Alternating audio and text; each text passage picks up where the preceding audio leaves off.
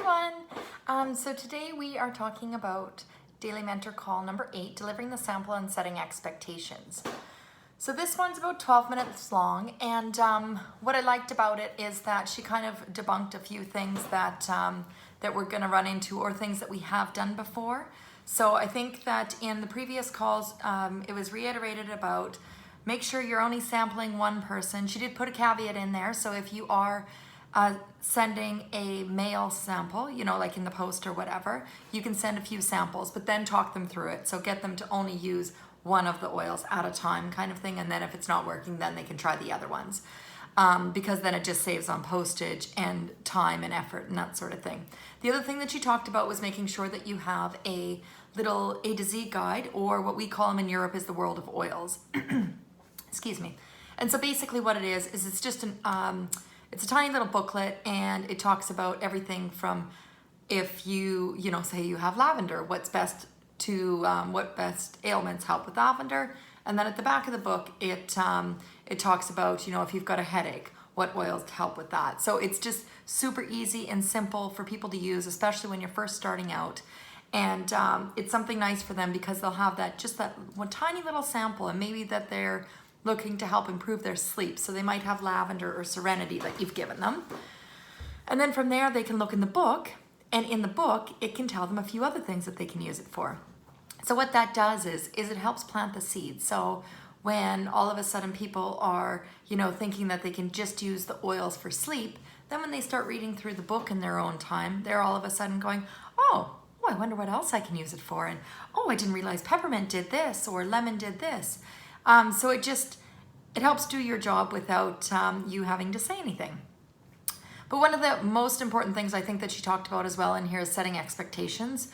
So, and I'm as guilty as this. Number one, I'm definitely guilty of handing out more than one oil at a time because I want to give them everything. And I might want to give them like my favorite little thing that I use. Like I use for sleep, I'll use lavender and cedarwood, or serenity and vetiver. And I always give those two oils. But really, probably somebody that's just starting out doesn't need that level. And if they do, we can kind of work our way up for that.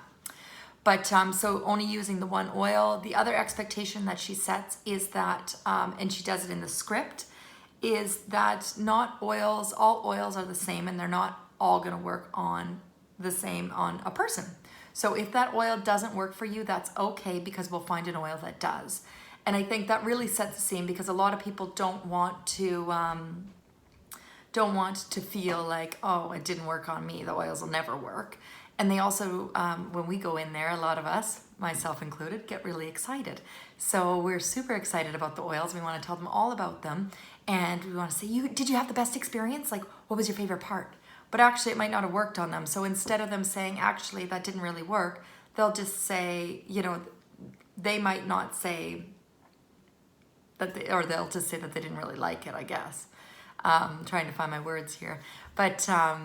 But yeah, and so that's something that just to kind of keep in mind, to definitely say those words. She does have a script there, and she says memorize it word for word. So do it, memorize it word for word, and then change it up into your own words.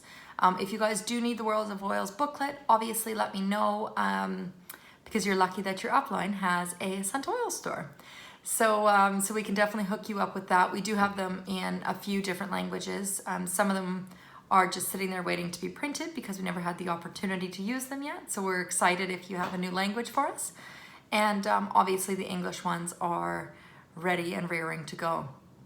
So that's kind of it for that call. And I'm excited to hear about how you guys made out with the role play. One of the things when I memorize anything is I was told by, I can't remember who the heck it was, but all I did was I printed it out and I read it in front of the mirror 10 times. Now it sounds stupid, and it sounds like, you actually look a little silly standing in front of the mirror, but nobody's around. Close that door, stand in front of the bathroom mirror and read it 10 times. And then each time that you read it, check it off on the top of the sheet. And then eventually, by the 10th time, you're not going to need your sheet.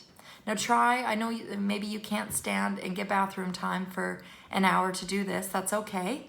You can do one or two, and then, just take your time. But try and do it within I would say 48 hours, just so that you kind of get that full feeling. The script isn't that long. It's probably not going to take you longer than 30 seconds to say it. And then once you get through and say it exactly how she says it for the first 5 times, and then once you feel comfortable and you're not holding the script anymore, you can let your own words go. And actually what you'll find is that's exactly what will happen. As soon as you let go of the script and you read it holding it, then you'll just start saying your own words anyways, and whatever's most comfortable to you, and that's totally fine.